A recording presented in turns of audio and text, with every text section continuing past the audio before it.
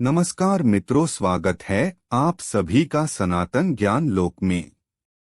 आज हम जानेंगे सनातन गुप्त ध्यान विधि। इससे पहले अगर आप कुछ नया सीखना और जानना चाहते हैं तो चैनल को सब्सक्राइब जरूर करें। ध्यान एक ऐसी अवस्था है जिसे दो तरीकों से परिभाषित किया जा सकता है। एक वह अवस्था है जहां मन में बकबक होती है और इंद्रियां निष्क्रिय हो जाती हैं और प्रतिक्रिया करने के लिए तैयार हो जाती हैं।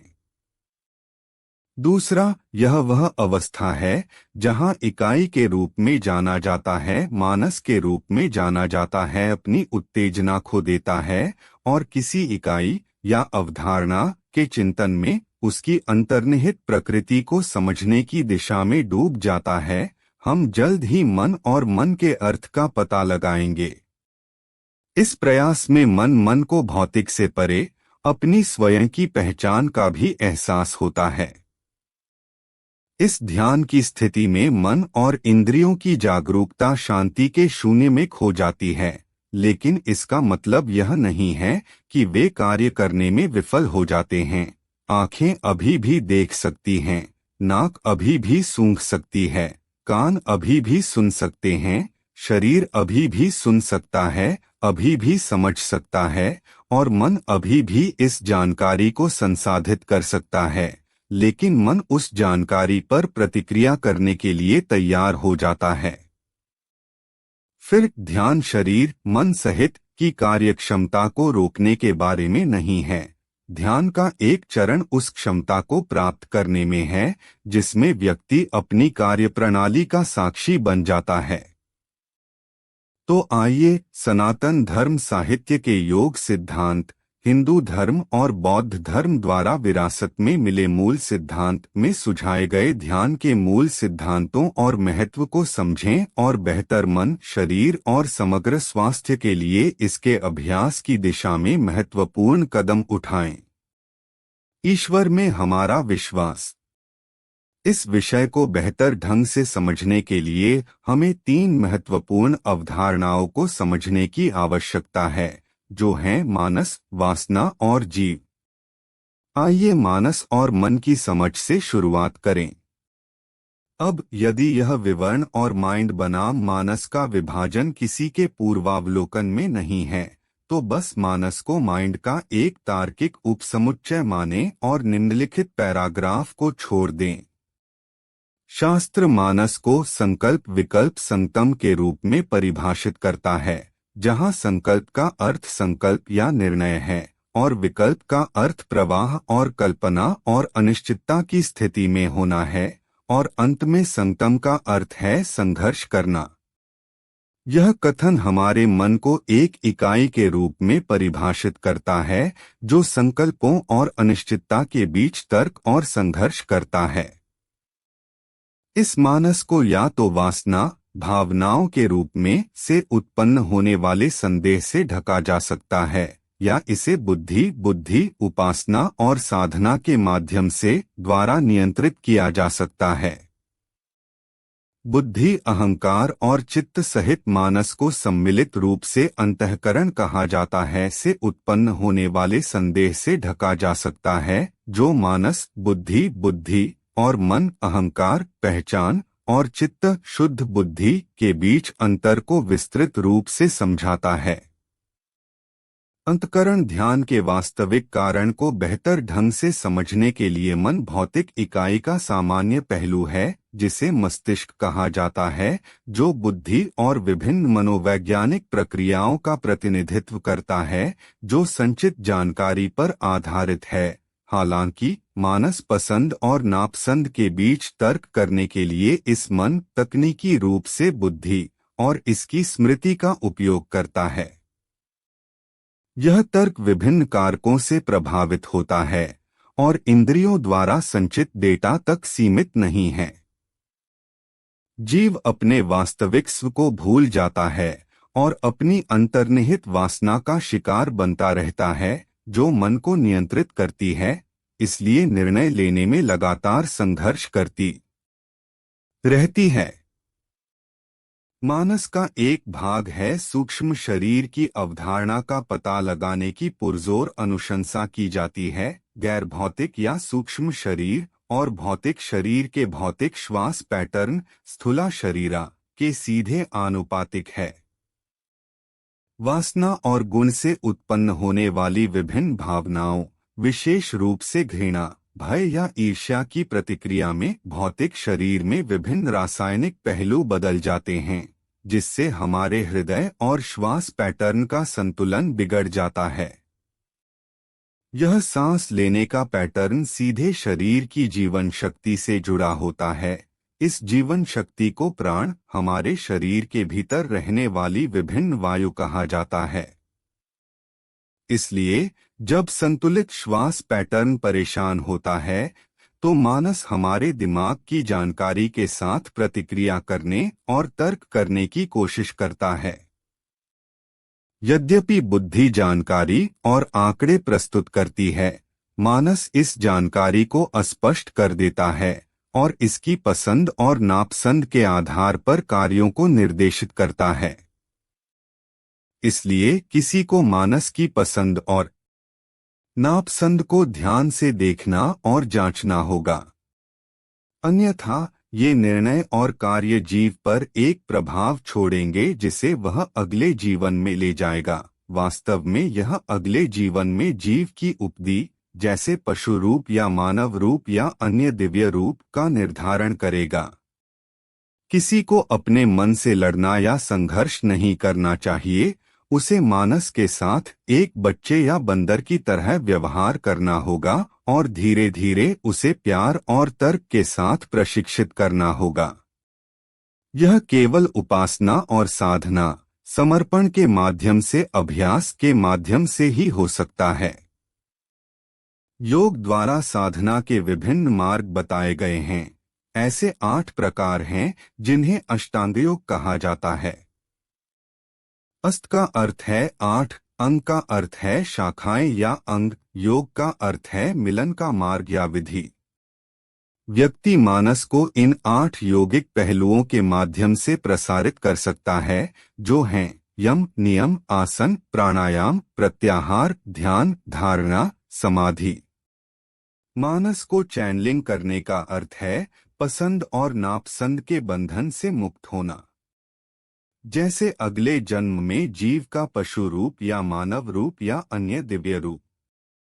किसी को अपने मन से लड़ना या संघर्ष नहीं करना चाहिए।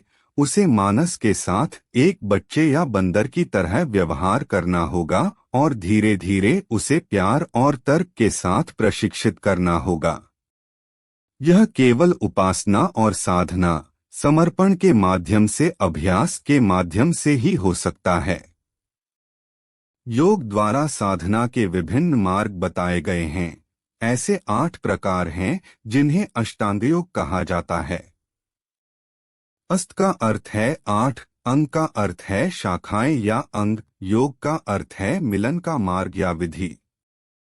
व्यक्ति मानस को इन 8 यौगिक पहलुओं के माध्यम से प्रसारित कर सकता है, जो हैं यम, नियम, आसन, प्राणायाम, प्रत्याहार, ध्यान, धारणा, समाधि। मानस को चैनलिंग करने का अर्थ है पसंद और नापसंद के बंधन से मुक्त होना। जैसे अगले जन्म में जीव का पशु रूप या मानव रूप या अन्य दिव्य रूप।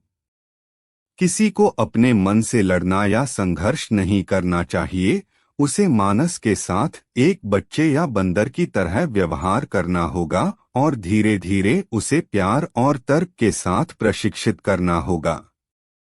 यह केवल उपासना और साधना, समर्पण के माध्यम से, अभ्यास के माध्यम से ही हो सकता है।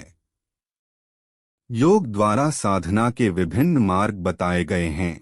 ऐसे 8 प्रकार हैं जिन्हें अष्टांग योग कहा जाता है। अष्ट का अर्थ है 8, अंग का अर्थ है शाखाएं या अंग, योग का अर्थ है मिलन का मार्ग या विधि। व्यक्ति मानस को इन 8 यौगिक पहलुओं के माध्यम से प्रसारित कर सकता है, जो हैं यम, नियम, आसन, प्राणायाम, प्रत्याहार, ध्यान, धारणा, समाधि। मानस को चैनलिंग करने का अर्थ है पसंद और नापसंद के बंधन से मुक्त होना। व्यक्ति को मानस के साथ एक बच्चे या बंदर की तरह व्यवहार करना होगा और धीरे धीरे इसे प्यार और तर्क के साथ प्रशिक्षित करना होगा। यह केवल उपासना और साधना, समर्पण के माध्यम से, अभ्यास के माध्यम से ही हो सकता है। योग द्वारा साधना के विभिन्न मार्ग बताए गए हैं। ऐसे 8 प्रकार हैं जिन्हें अष्टांग योग कहा जाता है। अष्ट का अर्थ है 8, अंग का अर्थ है शाखाएं या अंग, योग का अर्थ है मिलन का मार्ग या विधि। व्यक्ति मानस को इन 8 यौगिक पहलुओं के माध्यम से प्रसारित कर सकता है, जो हैं यम, नियम, आसन, प्राणायाम, प्रत्याहार, ध्यान, धारणा, समाधि। मानस को चैनलिंग करने का अर्थ है पसंद और नापसंद के बंधन से मुक्त होना। व्यक्ति को मानस के साथ एक बच्चे या बंदर की तरह व्यवहार करना होगा और धीरे धीरे इसे प्यार और तर्क के साथ प्रशिक्षित करना होगा। यह केवल उपासना और साधना, समर्पण के माध्यम से, अभ्यास के माध्यम से ही हो सकता है। योग द्वारा साधना के विभिन्न मार्ग बताए गए हैं। ऐसे 8 प्रकार हैं जिन्हें अष्टांग योग कहा जाता है। अष्ट का अर्थ है 8, अंग का अर्थ है शाखाएं या अंग, योग का अर्थ है मिलन का मार्ग या विधि। व्यक्ति मानस को इन 8 यौगिक पहलुओं के माध्यम से प्रसारित कर सकता है, जो हैं यम, नियम, आसन, प्राणायाम, प्रत्याहार, ध्यान, धारणा, समाधि। मानस को चैनलिंग करने का अर्थ है पसंद और नापसंद के बंधन से मुक्त होना। योग का अर्थ है मिलन का मार्ग या विधि। व्यक्ति मानस को इन 8 यौगिक पहलुओं के माध्यम से प्रसारित कर सकता है, जो हैं यम, नियम, आसन, प्राणायाम, प्रत्याहार, ध्यान, धारणा, समाधि। मानस को चैनलिंग करने का अर्थ है पसंद और नापसंद के बंधन से मुक्त होना। योग का अर्थ है मिलन का मार्ग या विधि। व्यक्ति मानस को इन 8 यौगिक पहलुओं के माध्यम से प्रसारित कर सकता है, जो हैं यम, नियम, आसन, प्राणायाम, प्रत्याहार, ध्यान, धारणा, समाधि। मानस को चैनलिंग करने का अर्थ है पसंद और नापसंद के बंधन से मुक्त होना। मतलब भलाई के शब्द अक्सर मानस को नापसंद होते हैं, क्योंकि यह हमेशा आराम और इंद्रियों के सुख की तलाश करता है, जो कई जन्मों से जुड़ी पसंद और नापसंद के मजबूत बंधन पर आधारित होता है। मानस को बुद्धि को वह स्वीकार करना होगा जो प्रक्षेपण और निष्कर्ष निकालती है, और उसे अपनी इंद्रिय का उपयोग करके व्यवहार में लाना होगा। अब जबकि हमने मन और दिमाग को परिभाषित कर लिया है, और इससे पहले कि हम उन्हें नियंत्रित करने या उन्हें दिशा देने के दृष्टिकोण पर आगे बढ़े, आइए ध्यान के विभिन्न प्रकारों पर नजर डालें। हालांकि ध्यान शब्द का उपयोग बहुत सामान्य हो गया है और व्यापक रूप से विभिन्न चीजों के लिए उपयोग किया जाता है, शास्त्र द्वारा उल्लिखित दृष्टिकोण हैं। विभिन्न प्रकार के ध्यान। गिनती के लिए मोतियों की माला की मदद से किसी इकाई के नाम या श्लोक या मंत्र का बिना ध्यान भटकाए चक्रीय दोहरा तप तपस्या के रूप में भी जाना जाता है। यह अलगाव में की गई तपस्या की एक स्थायी और लंबे समय तक चलने वाली वर्षों की अवस्था है, जिसमें मन एक पहलू या इकाई पर केंद्रित होता है। यह धीरे धीरे छोटे छोटे ब्रेक के साथ शुरू होता है और धीरे धीरे अभ्यास के विस्तारित घंटों में बदल जाता है, जिससे खुद को सभी बाहरी लगावों, प्रभावों या आत्मसम्मान से अलग कर लिया जाता है। यह आमतौर पर एक लक्ष्य के साथ या आंतरिक चक्रों, ऊर्जा संगम के खिलने और एकवचन विवेक को साकार करने के लिए किया जाता है। शास्त्रों में ऐसे कई व्यक्तियों के संदर्भ मौजूद हैं जिन्होंने गायन, लेखन, पढ़ना, जप करना, बोलना, अभिनय करना, सेवा करना, कुछ धर्मों का पालन करना जैसे सच बोलना या किसी का अनुसरण करना आदि जैसे किसी विशिष्ट कार्य के लिए प्रयास करके अपने जीवन को तपस्या में बदल दिया। ऐसे भी कई संदर्भ मिलते हैं जिनमें घृणा, प्रतिस्पर्धा और जिद के कारण तपस्या की गई थी। धारणा, एक इकाई की प्रशंसा, एक इकाई की प्रकृति, एक शीर्षक या अधिक जैसे पहलू को विचलन या चिंतन के बिना एक रैखिक फैशन में बनाए रखने की एक प्रक्रिया है। ध्यान यह धारणा के बहुत करीब है, लेकिन इसमें किसी इकाई के चिंतन का पहलू उस इकाई के विस्तारित अन्वेषण में प्रगति करता है। यह इकाई एक अवधारणा, एक वस्तु, एक देवता, एक व्यक्ति, एक कहानी, एक घटना या अधिक हो सकती है। ध्यान का अर्थ जीवन में किसी निर्णय या भविष्य अतीत पहलू पर जानबूझकर सोचना या विचार करना नहीं है। यह किसी मुद्दे को हल करने का प्रयास नहीं है। संक्षेप में, यह योजना बनाना या परिणामों की गणना करना नहीं है। इसका मतलब है किसी इकाई पर ध्यान केंद्रित करना और उस परिदृश्य का हिस्सा बनना, और समय की प्रगति, स्वयं की धारणा या बाहरी प्रभावों की परवाह किए बिना विचार, शरीर, दिमाग और मन में उस परिदृश्य के प्रति आकर्षित होना। मतलब किसी की स्मृति, विचार, शरीर, इच्छाएं, भावनाएं खुद को अलग कर लेती हैं और चिंतन में इकाई का हिस्सा बन जाती हैं। एक अच्छा उदाहरण है, मान लीजिए यदि हम किसी घटना, किसी देवता के या उसके शीर्षक पर विचार कर रहे हैं। सद्गुरु जग्गी वासुदेव ने ध्यान को खूबसूरती से इस प्रकार परिभाषित किया है। ध्यान का मतलब यह है कि यदि आप यहाँ बैठते हैं तो आप क्या हैं और आप क्या नहीं हैं के बीच एक स्पष्ट स्थान है। इस अर्थ में आप क्या हैं और आपने क्या संचित किया है। शरीर आपने एकत्रित किया है, मन की सामग्री आपने एकत्रित की है, यदि थोड़ा सा अलगाव है, और यदि आप उस जागरूकता को बनाए रख सकते हैं तो अब हम कहते हैं कि आप ध्यानम में हैं। यह ध्यान है, यह ऐसा कुछ नहीं है जो आप कभी कर सकते हैं। यदि आप सही परिस्थितियां बनाते हैं तो परिणाम के रूप में यह घटित होगा। समाधि ध्यान का एक बहुत गहरा और अंतिम चरण है जिसमें व्यक्ति स्वयं इकाई, देवता के साथ वास्तव में एक होने के लिए एक परिदृश्य, दर्शक का हिस्सा बन जाता है। योग की शब्दावली में यह प्रकृति को छोड़कर परम वास्तविकता, पुरुष में प्रवेश करता है। अब मैं बनाम तुम, देवता की कोई धारणा नहीं है। व्यक्ति का व्यक्तित्व पूर्णतः विलीन हो जाता है। समाधि की अवस्था में योग में कई परतें होती हैं, जो सबिजा समाधि, संप्रज्ञात समाधि, निर्बीज समाधि और असंप्रज्ञात समाधि हैं। शून्य नामक ध्यान का एक दृष्टिकोण भी मौजूद है, लेकिन हम जल्द ही उस पर गौर करेंगे। समाधि बनाम शून्य, शून्यता। समाधि कोई एक अवस्था नहीं है।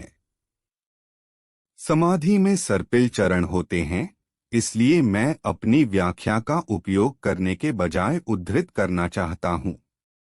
क्रिया योग के चरण तक, जिसमें व्यक्ति प्रारंभिक पाठ सीखता है, धारणा और ध्यान के चरण तक, जिसमें व्यक्ति मन को अपने नियंत्रण में लाता है, सबीज समाधि, विचार के बीज के साथ समाधि का चरण जिसमें व्यक्ति को संप्रज्ञात समाधि, प्रज्ञा के साथ समाधि के विचार के बीज को दबाना होता है, और निर्बीज समाधि, विचार के बीज के बिना समाधि के अंतिम चरण में व्यक्ति चित्त के सभी संशोधनों को रोकता है और प्रकृति के दायरे से परे वास्तविकता, पुरुष चेतना की दुनिया में चला जाता है। प्रज्ञा पुरुष क्षेत्र से संबंधित उच्च चेतना। प्रत्यय समाधि के प्रत्येक चरण में मन की पूर्ण सामग्री। असंप्रज्ञात समाधि, इसलिए मन की एक बहुत ही गतिशील स्थिति का प्रतिनिधित्व करती है और केवल चेतना के क्षेत्र में प्रत्यय मन की सामग्री की अनुपस्थिति में संप्रज्ञात समाधि से भिन्न होती है। अब शून्यता वास्तव में शून्यता की स्थिति नहीं है, बल्कि एक ऐसी स्थिति है जहां चेतना किसी प्रत्यय से जुड़ी नहीं है और स्मृति के रूप में प्रकृति के किसी भी पहलू से जुड़ी नहीं है जो आप तक सीमित है। इस स्तर पर व्यक्ति मनोवैज्ञानिक, शारीरिक, आनुवंशिक स्मृति और विभिन्न कर्मों जीवन से ली गई स्मृति, कर्म स्मृति से आगे निकल जाता है और वास्तविकता की स्थिति में प्रवेश करता है जो सभी स्मृति और मन के परिसरों से अनुपस्थित है। अब समाधि पर वापस आते हैं। असंप्रजात समाधि में एक शून्य है जिसे कभी कभी योगिक शब्दावली में बादल भी कहा जाता है और इस अनुभव की तुलना उस पायलट के अनुभव से की जा सकती है जिसका हवाई जहाज क्लाउड बैंक से होकर गुजरता है। समाधि की प्रत्येक अवस्था के दौरान एक मध्यवर्ती शून्य अवस्था होती है, तो इस अंतरिम में शून्यता निहित है। याद रखें, कैवल्य योग का अंतिम लक्ष्य है और अन्य रेजिमेंटों के लिए भी यही है। उपरोक्त सभी दृष्टिकोण एक तरह से उन पहलुओं के साथ एक दूसरे से जुड़े हुए हैं जो सामान्य हैं या एक दूसरे के विस्तारित संस्करण हैं। अधिक जानकारी के लिए कोई भी व्यक्ति पतंजलि के योग सूत्र और उसके 8 विभागों में गहराई से उतर सकता है। इस लेख में आइए ध्यान को मौलिक आधार पर और इसके प्रति विभिन्न दृष्टिकोणों को समझें। यह प्रश्न पूछने के बजाय कि कैसे, आइए पूछें क्यों। किसी भी कार्य के पीछे कोई कारण या उद्देश्य होता है। ध्यान करने का अंतर्निहित उद्देश्य केवल विश्राम नहीं है, यह हमारे उतार चढ़ाव वाले मन और शरीर को अधिक शांत स्थिति में लाना है और ईश्वर नामक अवधारणा के आनंद में तैरना है। हम ईश्वर को एक अलौकिक इकाई के रूप में नहीं बल्कि एक अवधारणा के रूप में संदर्भित कर रहे हैं, लेकिन भक्ति में ऐसी इकाई की प्रशंसा के प्रति ऐसी कोई सीमा नहीं है। इसलिए हम इस चर्चा के दौरान ऐसे संदर्भों से गुजरेंगे। वापस आते हुए, ध्यान की स्थिति समय बीतने और बाहरी हस्तक्षेप से रहित होती है, जिसे आमतौर पर इंद्रियों के माध्यम से मन द्वारा महसूस या पहचाना जाता है। ध्यान के दौरान व्यक्ति ईश्वर के किसी विषय या गुणों के चिंतन और प्रशंसा की खुशी में याद करता है। अंत में शांति की गहरी खाई में प्रवेश करता है, जहां विचार और भावनाएं निष्क्रिय हो जाती हैं। इस अवस्था में व्यक्ति स्वयं को केवल एक भौतिक शरीर के रूप में महसूस करना बंद कर देता है और ईश्वर के साथ एक होकर उसके साथ एकजुट होने के लिए उसकी प्रशंसा में डूब जाता है। इस अवस्था में मन और इंद्रियों की जागरूकता कम हो जाती है। जब कोई ऐसी अवस्था में प्रवेश करता है तो विश्राम एक अनैच्छिक परिणाम होता है, भले ही क्षणिक या रुक कर। उपासना सच्चाई के करीब जाने की दिशा में कार्यान्वयन और अभ्यास के माध्यम से व्यक्ति एक ऐसी स्थिति तक पहुंचता है जहां समय और स्थान उसे ध्यान में प्रवेश करने के लिए सीमित नहीं करता है। यात्रा करते समय, अकेले बैठकर या दूसरों के बीच बैठकर, पूजा करते हुए और भी बहुत कुछ क्षण भर के लिए ध्यान में प्रवेश कर सकते हैं और बाहर निकल सकते हैं। श्रीमद् भगवद गीता में सांख्य योग के अध्याय 2 श्लोक 58 में गीताचार्य श्री कृष्ण कहते हैं, मतलब ज्ञान और सत्य की सामग्री में स्थिर व्यक्ति अपनी इंद्रियों और उनकी लालसा को उसी तरह वापस ले लेगा जैसे कछुआ अपने अंगों को अपने खोल में वापस ले लेता है। बहुत से लोग एक ट्रिगर का उपयोग करते हैं, जैसे गंध या नाम या कोई घटना, जिसे याद करने पर वह खुद को बाहर की वास्तविकता से अलग कर सकता है और ईश्वर की महिमा की प्रशंसा करने की आनंदमय क्षणिक स्थिति में पहुंच सकता है। हालांकि ध्यान के शुरुआती चरणों के दौरान कोई व्यक्ति किसी नाम या उपाधि या किसी घटना से शुरुआत कर सकता है, लेकिन यह पहलू अंतःखत्म हो जाना चाहिए, जिससे पूर्ण शांति प्राप्त होगी। यह पूर्ण शांति पूर्ण अंधकार नहीं है या खाली होने की धारणा नहीं है। यह शून्य शून्य के लिए संस्कृत में फिसलने के लिए है, जिसमें शून्य का मतलब खाली नहीं है, इसका वास्तव में मतलब सब कुछ है। इसलिए शून्य में छलांग लगाने का अर्थ है हर चीज के साथ एक हो जाने की विशालता में फिसल जाना। शून्य ध्यान हैंगरेजिमेंटों को परिभाषित किया गया है, लेकिन यह एक सामान्य प्रथा नहीं है। ध्यान का एक अन्य महत्वपूर्ण पहलू मैं या मैं की धारणा है, जिसे अंतः अस्तित्व में आना चाहिए, जिसका अर्थ है कि ध्यान कोई क्रिया नहीं है, ध्यान एक प्रवाह है। ध्यान में एक ट्रिगर हो सकता है, लेकिन स्वयं के बारे में इसका कोई अंत या मध्यवर्ती जागरूकता नहीं है। यह एक निरंतर प्रवाह है, जहां ध्यान और इसे करने वाले की धारणा अस्तित्व में आ जाती है। आइए इसे दूसरे तरीके से कहें। ध्यान के दौरान यदि कोई यह पहचानता है कि वह ध्यान कर रहा है या वह अच्छी तरह से ध्यान कर रहा है और खुद की या दूसरों की प्रशंसा करता है, तो यह ध्यान नहीं है, इसे ग्लानि कहा जाता है। मैं अच्छी तरह से ध्यान करता हूँ या मैं हर रोज ध्यान करता हूँ जैसी कोई चीज नहीं है, केवल एक चीज है। अगर किसी को साझा करना है तो वह है मैं ध्यान में जाने की कोशिश करता हूँ। कोई हमेशा अपने प्रयासों को पूरक कर सकता है ताकि स्वयं को ध्यान में प्रवेश करने के लिए प्रोत्साहित किया जा सके और लंबे समय तक शांति बनाए रखी जा सके, लेकिन मान्यता के उद्देश्य से नहीं। मतलब ज्ञान और सत्य की सामग्री में स्थिर व्यक्ति अपनी इंद्रियों और उनकी लालसा को उसी तरह वापस ले लेगा जैसे कछुआ अपने अंगों को अपने खोल में वापस ले लेता है। बहुत से लोग एक ट्रिगर का उपयोग करते हैं, जैसे गंध या नाम या कोई घटना, जिसे याद करने पर वह खुद को बाहर की वास्तविकता से अलग कर सकता है और ईश्वर की महिमा की प्रशंसा करने की आनंदमय क्षणिक स्थिति में पहुंच सकता है।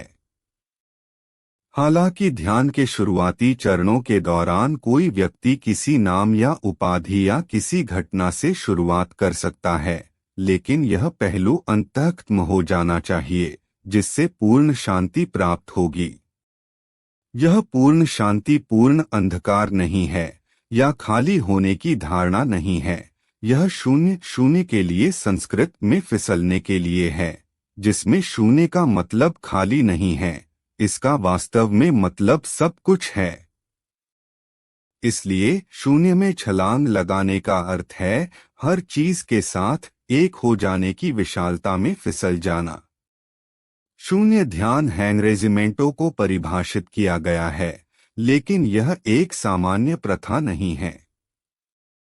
ध्यान का एक अन्य महत्वपूर्ण पहलू मैं या मैं की धारणा है, जिसे अंतः अस्तित्व में आना चाहिए, जिसका अर्थ है कि ध्यान कोई क्रिया नहीं है, ध्यान एक प्रवाह है।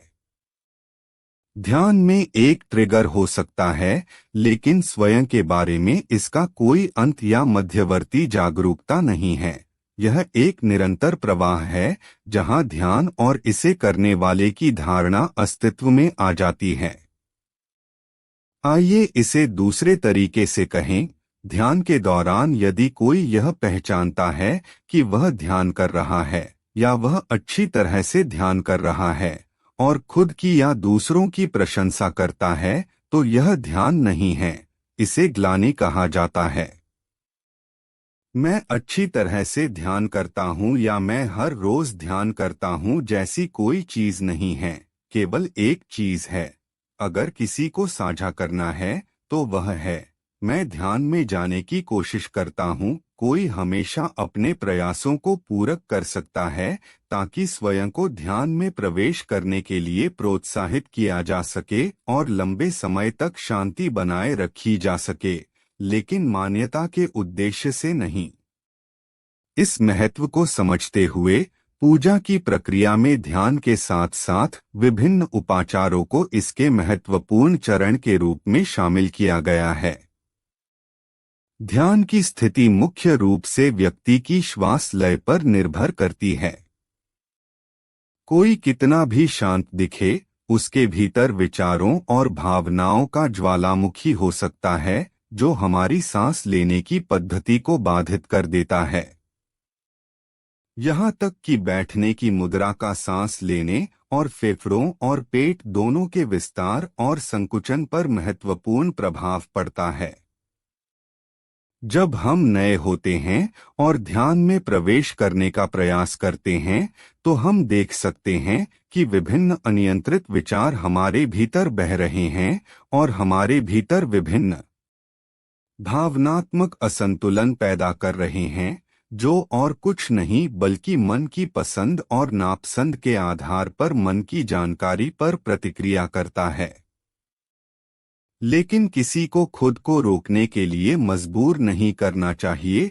उसे यह महसूस करने का प्रयास करना चाहिए कि वह किसी चीज के बारे में सोच रहा है। खुद को शांत होने के लिए मनाना चाहिए, गहरी सांस छोड़ना चाहिए और धीरे धीरे सांस लेने का एक सहज पैटर्न शुरू करना चाहिए और ईश्वर के एक पहलू या शीर्षक पर ध्यान देना शुरू करना चाहिए।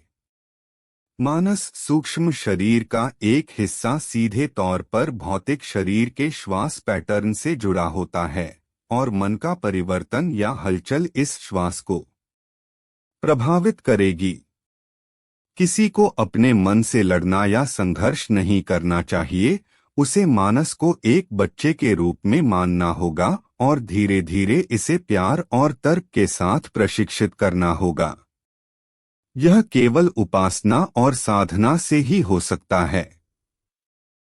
यदि कोई अपने मन को निर्देशित करने में विफल रहता है तो जीव की अंतिम सांस मृत्यु से पहले के दौरान वह मन जिसमें उपासना अभ्यास का अभाव है, शत्रुता, घृणा, ईर्ष्या, स्वार्थ, भेदभाव आदि जैसे पहलुओं को धारण करता रहेगा।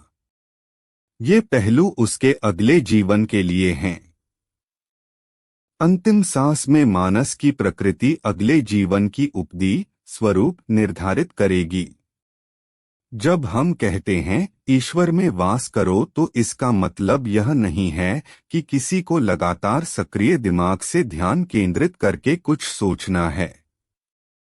इस प्रक्रिया को अभ्यास की आवश्यकता है, न कि इसे समय सीमा वाली प्रतिस्पर्धा के रूप में माना जाए। अब क्या यह उतना आसान है जितना लगता है? नहीं, कम से कम सभी के लिए नहीं, क्योंकि इसमें अभ्यास और समय लगता है। यही कारण है कि शास्त्र की खोज और पूजा करना एक नित्य कर्म है, वह कर्म जिसे पहले से नित्यम बनाने की आवश्यकता होती है, जिसका अर्थ है दैनिक। और इसलिए यह बहुत महत्वपूर्ण है क्योंकि यह हमें विभिन्न अवधारणाओं और ईश्वर के तत्व पर विचार करने की अनुमति देता है। पूजा में विभिन्न उपाचार करना और सुंदर और सुगंधित वस्तुओं जैसे हल्दी, चंदन, फूल, तेल, धूप और बहुत कुछ से घिरे विभिन्न श्लोकों और ज्योतिषों का पाठ करना शामिल है। पूजा और इसके उपाचारों के माध्यम से व्यक्ति अपने विचारों, शारीरिक क्रियाओं और वाणी को एक पंक्ति में एक साथ केंद्रित करना सीख सकता है, धीरे धीरे विकसित हो सकता है और ध्यान की स्थिति में गहराई तक जा सकता है। एस्तोत्रम एक ऐसा सुंदर दृष्टिकोण है जहां व्यक्ति ईश्वर की 108 उपाधियों का पाठ करता है और उन उपाधियों की भव्यता में डूब जाता है। उद्देश्य केवल उन 108 उपाधियों को पूरा करना नहीं है, बल्कि किसी एक या अधिक उपाधियों में शामिल होना है जिनकी भव्यता और सुंदरता हमें आकर्षित करती है। मानस और हमें उन पर ध्यान केंद्रित करने पर मजबूर करता है। भले ही ऐसी स्थिति क्षणिक रूप से पहुंच जाए, यह हमारे भीतर एक वैकल्पिक वास्तविकता का निर्माण करती है, जिसमें हम दिन के किसी भी समय प्रवेश कर सकते हैं और बाहर निकल सकते हैं।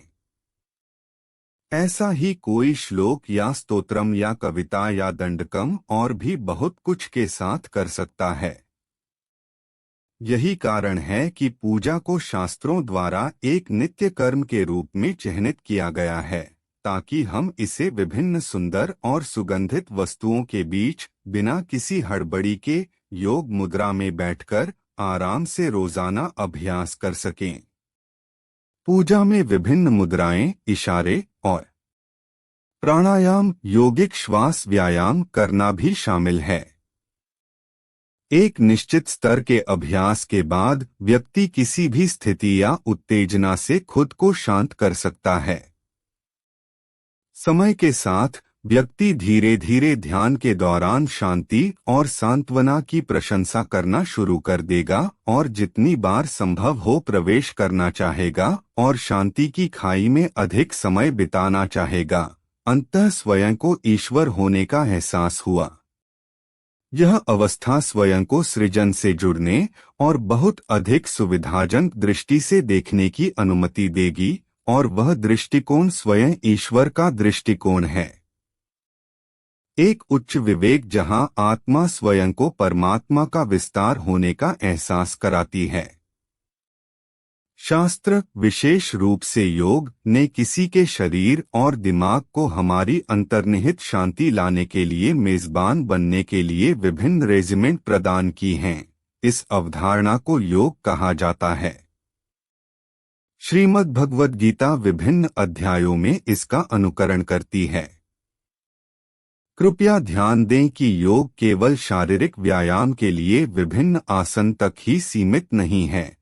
यह बहुत गहरा है और मानव शरीर को प्रकृति और ब्रह्मांड से जोड़ने की एक व्यापक अवधारणा है। इस वास्तविकता को चिंतन के माध्यम से समझने के लिए प्रत्येक दिन समय व्यतीत करना चाहिए, और वह दृष्टिकोण स्वयं ईश्वर का दृष्टिकोण है। एक उच्च विवेक प्रकृति और ब्रह्मांड से जोड़ने की एक व्यापक अवधारणा है। इस वास्तविकता को चिंतन के माध्यम से समझने के लिए प्रत्येक दिन समय व्यतीत करना चाहिए, और वह दृष्टिकोण स्वयं ईश्वर का दृष्टिकोण है। एक उच्च विवेक जहां आत्मा स्वयं को परमात्मा का विस्तार होने का एहसास कराती है। शास्त्र, विशेष रूप से योग, ने किसी के शरीर और दिमाग को हमारी अंतर्निहित शांति लाने के लिए मेजबान बनने के लिए विभिन्न रेजिमेंट प्रदान की हैं। इस अवधारणा को योग कहा जाता है। श्रीमद् भगवद गीता विभिन्न अध्यायों में इसका अनुकरण करती है। कृपया ध्यान दें कि योग केवल शारीरिक व्यायाम के लिए विभिन्न आसन तक ही सीमित नहीं है। यह बहुत गहरा है और मानव शरीर को प्रकृति और ब्रह्मांड से जोड़ने की एक व्यापक अवधारणा है। इस वास्तविकता को चिंतन के माध्यम से समझने के लिए प्रत्येक दिन समय व्यतीत करना चाहिए, और वह दृष्टिकोण स्वयं ईश्वर का दृष्टिकोण है। एक उच्च विवेक जहां आत्मा स्वयं को परमात्मा का विस्तार होने का एहसास कराती है। शास्त्र, विशेष रूप से योग, ने किसी के शरीर और दिमाग को हमारी अंतर्निहित शांति लाने के लिए मेजबान बनने के लिए विभिन्न रेजिमेंट प्रदान की हैं। इस अवधारणा को योग कहा जाता है। श्रीमद् भगवद गीता विभिन्न अध्यायों में इसका अनुकरण करती है। कृपया ध्यान दें कि योग केवल शारीरिक व्यायाम के लिए विभिन्न आसन तक ही सीमित नहीं है। यह बहुत गहरा है और मानव शरीर को प्रकृति और ब्रह्मांड से जोड़ने की एक व्यापक अवधारणा है।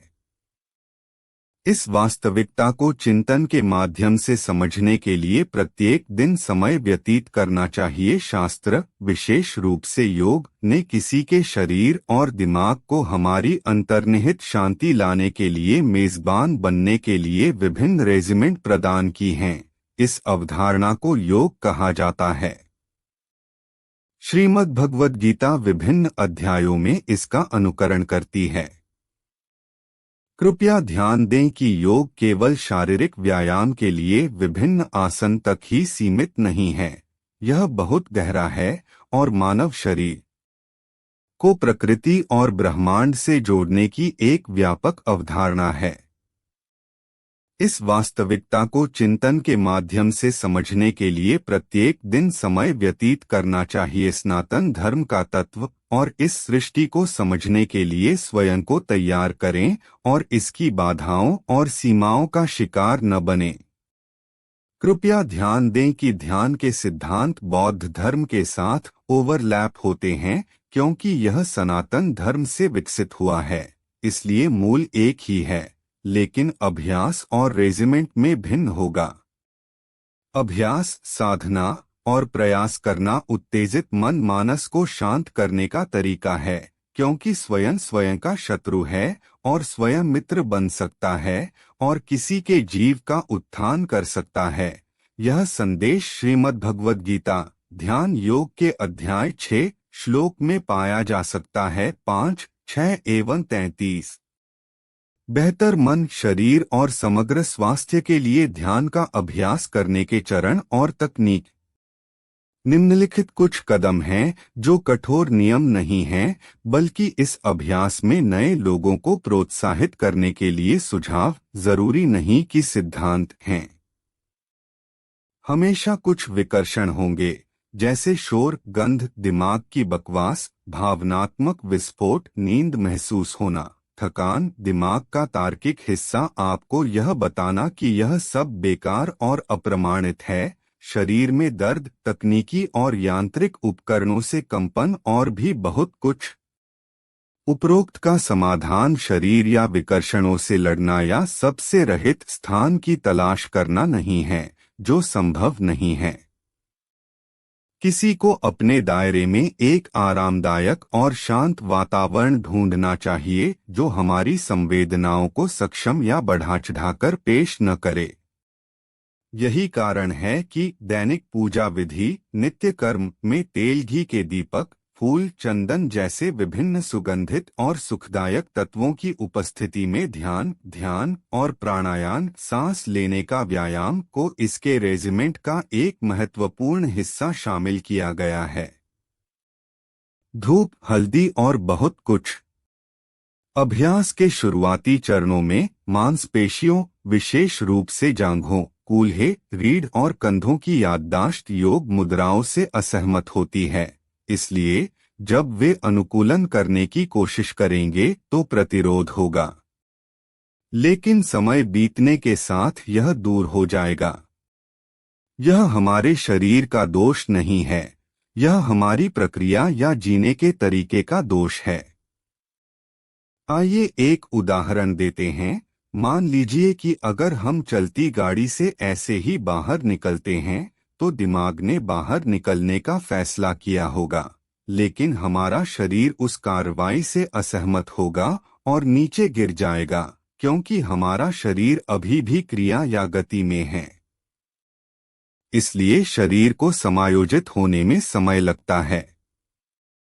इसी तरह का एक उदाहरण यह है कि जब हम एक स्थान पर खड़े होते हैं और घूमते हैं और अचानक रुक जाते हैं, तो हमारा दिमाग रुकने का फैसला कर सकता है, लेकिन शरीर अभी भी उसी गति में है और समायोजित होने में समय लगता है। तो यह हमारे शरीर में कोई दोष नहीं है। तार्किक दिमाग इस तरह के अभ्यास के लक्ष्य के बारे में सवाल करना और तर्क करना जारी रखेगा, जबकि मानस इससे बचना चाहेगा और एक बच्चे की तरह हमें विभिन्न तरीकों से उत्तर के लिए परेशान करेगा। यह ध्यान को आगे बढ़ाने के बजाय विभिन्न महत्वपूर्ण चीजों को उच्च प्राथमिकता के रूप में प्रस्तुत करता है। फिर यह सब कुछ ऐसा कहकर मानस मन को आश्वस्त करने के बारे में है। आपने इस ब्रह्मांड को नहीं बनाया है और आप यह सब नहीं जानते हैं, तो आइए समग्र स्वास्थ्य के लिए अपनी शांति में सुधार करने का प्रयास करें। फिर बेतरतीब मन की बकवास या वांछित विचार आते हैं।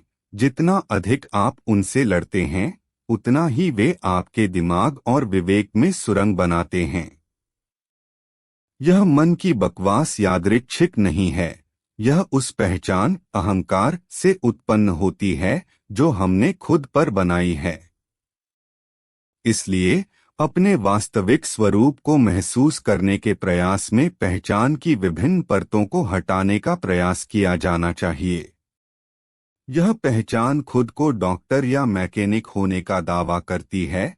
यह खुद को नेता, स्मार्ट, पीड़ित और भी बहुत कुछ होने का दावा करती है। इस पहचान को चुनौती देने वाला कोई भी बयान संघर्ष और विद्रोह का कारण बनेगा। इसलिए व्यक्ति को ध्यान के इस समय का उपयोग धीरे धीरे इन पदनामों को धीरे धीरे हटाने का प्रयास करना होगा जो कपड़े की तरह पहचान बनाते हैं और इसे थोड़ी देर के लिए एक तरफ रख देते हैं। किसी ने कुछ ऐसा कहा है, मैं अगले 15 मिनट के लिए डॉक्टर या मैकेनिक नहीं हूँ, मैं किसी का माता पिता या बच्चा नहीं हूँ, मैं इन 15 मिनट के लिए सभी अपमान और प्रशंसा को एक तरफ रख दूंगा, मैं अपनी सामाजिक और व्यक्तिगत स्थिति को 15 मिनट के लिए एक तरफ रख दूंगा। इस समय मन की बकझक अभी भी जारी रहेगी, इसलिए लक्ष्य सरल है। सबसे पहले उन्हें अनदेखा करें और उनसे लड़े नहीं। दूसरा, इन विचारों को स्वीकार करें और ठीक है, मैं आपके पास वापस आता हूं कहकर सहमत हो जाएं। कुछ मिनटों में फिलहाल आइए कुछ अंतर्निहित शांति की तलाश करें। अंत में, यदि वे लगातार बने रहते हैं, तो अपने दिमाग को यह बताकर समझाएं कि मैं यह हमारे लिए कर रहा हूं, ताकि हम बेहतर, शांत और स्वस्थ हो सकें। इसलिए कृपया ऐसा करने में मेरी मदद करें। यदि बकबक जारी रहती है, तो एक छोटा ब्रेक लें और पुनः प्रयास करें। मानस एक बच्चे या बंदर की तरह है और हम उनसे नियमों का पालन करने की उम्मीद नहीं कर सकते हैं। उन्हें धैर्य और सहानुभूति के साथ धीरे धीरे तैयार, प्रशिक्षित और पोषित करने की आवश्यकता है। सभी के लिए यह हमारा अपना मन दिमाग है, किसी और का नहीं। यह चरण बिना किसी प्रतिरोध या हस्तक्षेप के बकबक को अंदर आने और बाहर निकालने का कारण बनेगा। इस चरण में इंद्रियां और मन पृष्ठभूमि में चले जाते हैं और शांति सामने आती है। फिर नकारात्मक विचार आते हैं, तो नकारात्मक विचारों से कैसे निपटें? उत्तर सरल और सीधा है, उनके साथ किसी भी विचार की तरह ही व्यवहार करें। एक विचार केवल उतना ही महत्वपूर्ण है जितना हम उसे देते हैं। इसलिए इसका मूल्यांकन न करने का प्रयास करें। किसी विचार को किसी विचार के रूप में मानें। एक बार जब विचार का मूल्यांकन किया जाता है, तो इसे अच्छे और नकारात्मक विचार के रूप में वर्गीकृत किया जाता है और दोनों आपके भीतर विभिन्न रसायनों और प्रतिक्रियाओं को स्रावित करके शरीर पर शारीरिक प्रभाव डालते हैं। यह आपको मानसिक संतुलन और संतुलन से बाहर कर देगा। इसलिए अपने आप से कहें, यह सिर्फ एक विचार है, मेरा वास्तव में यह मतलब नहीं है। भले ही मैं ऐसा करता हूँ, आज मैं बेहतर बनने का प्रयास कर रहा हूँ और मैं ऐसा करना जारी रखूंगा जब तक कि मैं खुद को इससे नहीं बचा लेता। और ले लो, सामान्य से अधिक गहरी सांस लें और अपनी चुनी हुई इकाई पर वापस आ जाएं। फिर निवास का मतलब उस इकाई के बारे में तेजी से सोचना नहीं है। यदि आप ईश्वर, भगवान में विश्वास करते हैं और विश्वास करते हैं, तो आप इसे ईश्वर, भगवान कहकर दोहरा सकते हैं। यह सिर्फ एक विचार है, मेरा वास्तव में यह मतलब नहीं है। भले ही मैं ऐसा करता हूँ, आज मैं बेहतर बनने का प्रयास कर रहा हूँ। फिर नकारात्मक विचार आते हैं, तो नकारात्मक विचारों से कैसे निपटें?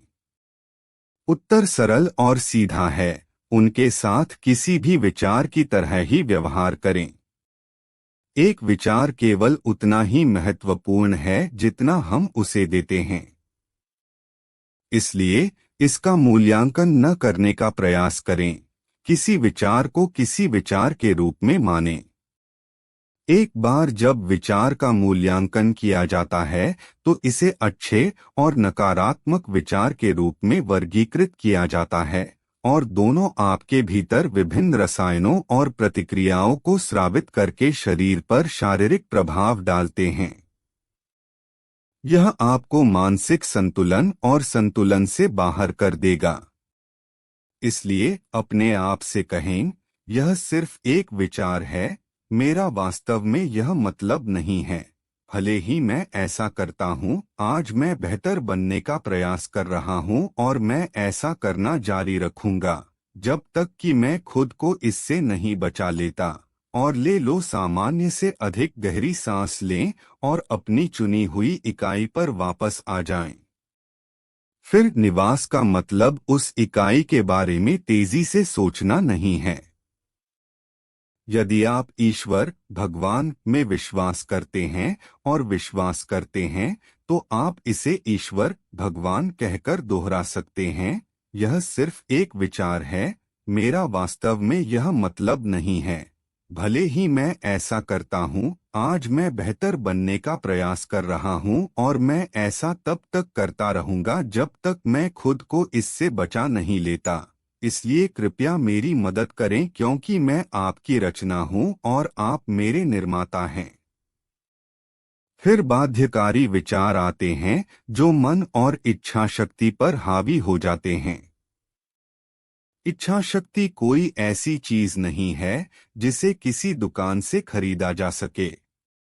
इसे समय के साथ बढ़ावा देना होगा। कुछ लोगों में यह डिफ़ॉल्ट रूप से पिछले जन्मों से विरासत में मिली प्रकृति के रूप में होता है, लेकिन किसी को इसे अपने शरीर और दिमाग पर शासन करने के लिए बनाने का प्रयास करना होगा। अन्यथा व्यक्ति हमेशा अपनी इच्छाओं और उनसे उत्पन्न होने वाले विचारों का गुलाम रहेगा। ये विचार अनियंत्रित हो सकते हैं और विभिन्न भावनाओं को बढ़ा चढ़ाकर पेश कर सकते हैं, जिससे मन में अस्थिरता पैदा हो सकती है और बदले में रासायनिक असंतुलन पैदा हो सकता है। इसलिए क्या करना है? उत्तर सरल है, लेकिन कार्यान्वयन एक बार की बात नहीं है। उत्तर है व्याकुलता। जब कोई ध्यान करने की कोशिश करता है और कई कोशिशों के बाद भी विचार आप पर हावी होने लगते हैं, तो बस मन को विचलित कर दें। कैसे? जब कोई बच्चा किसी खोए हुए खिलौने के लिए रोता है और उसे छोड़ने का नाम नहीं लेता, तो एक तरीका यह है कि बच्चे को एक नया खिलौना दिला दिया जाए। यही बात मन के साथ भी है। जब विचार और भावनाएं अस्त-व्यस्त हो जाए, तो ध्यान करने का प्रयास करना बंद कर दें, एक ब्रेक लें और अपनी पसंद का कोई गाना गाएं या भजन गाएं। ऐसा गाना या भजन गाएं जो विचारों को बढ़ा चढ़ाकर पेश न करता हो। भजन या गाने में शामिल हो जाएं और यदि संभव हो तो इसे जोर से गाएं। यदि संभव हो तो नृत्य करें, अच्छे से स्नान करें और गाएं। कोई चुटकुला सुनें, किसी दोस्त को बुलाएं, टहलें, तैरने जाएं, लेकिन ज्यादा खाने में शामिल न हो या बाध्यकारी खरीदारी के साथ प्रतिस्थापित। एक बार जब आपको लगे कि मन विचलित हो गया है, तो दोबारा ध्यान करने का प्रयास करें। अगर विचार वापस आएं तो ये बात गंभीरता से खुद से कहें, आपने पहले भी ऐसा किया है और मैं इसका ध्यान भटकाने में सक्षम था और मैं इसे बार बार करूंगा। तो आइए शांत होने का प्रयास करें ताकि हम शांति का आनंद ले सकें। इस दृष्टिकोण को दोहराते रहें, क्योंकि यह एक दिन का समाधान नहीं है, यह एक लड़ाई है जो लंबे समय तक चलेगी। जैसा कि स्वामी प्रभावानंद और क्रिस्टोफर ईशरवुड द्वारा अनुवादित विवेक चूड़ामणि नामक भव्य रचना में बताया गया है। नदियां समुद्र में बहती हैं, लेकिन समुद्र परेशान नहीं होता। इंद्रिय विषय उसके मन में प्रवाहित होते हैं, लेकिन उसे कोई प्रतिक्रिया महसूस नहीं होती, क्योंकि वह एक ही वास्तविकता की चेतना में रहता है। वह वास्तव में स्वतंत्र है। अब फोकस आता है। लक्ष्य कोई लक्ष्य या निश्चित लक्ष्य निर्धारित करना और उसके लिए प्रयास करना नहीं है। यदि आप ऐसा करते हैं तो आपके दिमाग का तार्किक हिस्सा पूरी तरह से उत्तेजित हो जाएगा और आपको किसी चीज पर ध्यान केंद्रित करने और ध्यान केंद्रित करने की याद दिलाता रहेगा। तो शुरू में आप अपने मन वास्तव में मानस के निवास के लिए फूल या दीपक या मूर्ति पेंटिंग जैसी कोई वस्तु चुन सकते हैं। अंततः मन और शरीर विचार और श्वास की लय में समायोजित हो जाएंगे। याद रखें, प्रयास वास करने का है इस इकाई की खुशी और प्रशंसा में, न कि इस पर ध्यान केंद्रित करने या इसके साथ संघर्ष करने में। शुरुआत में यह एक संघर्ष की तरह लग सकता है जब आप अपने आप से तर्क करते हैं और अपने विचार को इस इकाई में वापस लाने की कोशिश करते हैं, लेकिन अंततः एक ऐसी स्थिति आती है जहां आपका मन वास्तव में मानस अनजाने में इसमें फिसल जाएगा। यही कारण है कि पूजा का नियम 3 चीजों को रैखिक बनाना है: आपके मन, दिमाग, विचार, आपकी वाणी, मंत्र और अंत में उपाचार का भौतिक कार्य। यह अभ्यास अंततः एक ऐसी स्थिति की ओर ले जाएगा जहां मन वाणी, शारीरिक क्रियाओं, मांसपेशियों का विश्लेषण करना बंद कर देगा, जो आराम में आ जाएंगी, और इंद्रियां निष्क्रिय हो जाएंगी और विचार केवल पूर्ण अंधकार से घिरी इकाई पर केंद्रित रहेगा या शून्यता, शांति आपको अपने आप को, अपने अस्तित्व को, अपनी पहचान को भूलने के लिए प्रेरित करती है, जिससे अंतर्निहित शांति आपके सच्चे स्व के रूप में प्रकट होती है।